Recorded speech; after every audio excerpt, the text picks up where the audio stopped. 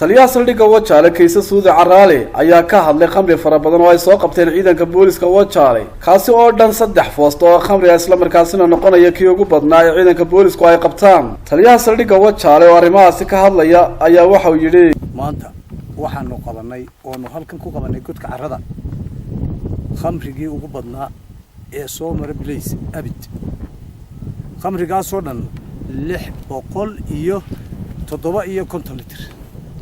kaasoo aafeynayay ummadda ku nool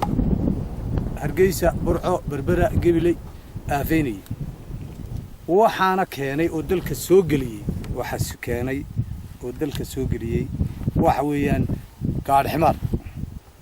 marka gaar ximaarka lagu soo gudbiyo lagu keeno xadka waxa qaada oo ka gudbiya gawaadhida Soomaaliland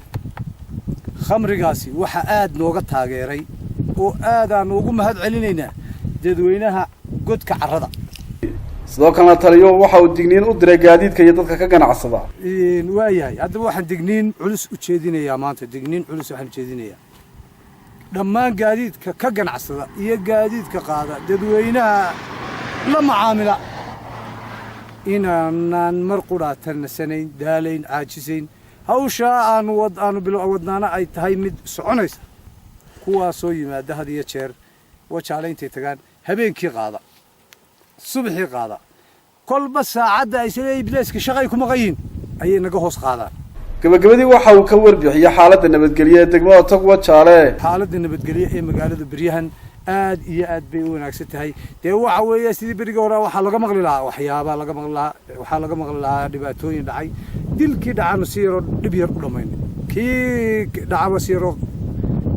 ilaa hadda aad baan ugu maadnaqaynaa dadweynaha Wajaale Mukhtaar Nuux Ibraahim Hon Cable TV degmada Tog Wajaale.